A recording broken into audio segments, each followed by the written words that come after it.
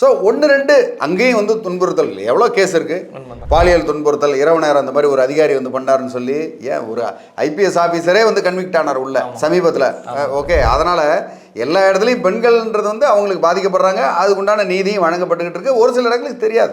இந்த வீடியோ எதுக்காக அப்படின்னா ரொம்ப கீழ் மட்டத்தில் இருக்கக்கூடிய பெண்கள் அவங்களுக்கு தெரியாமல் இருக்கிறாங்க.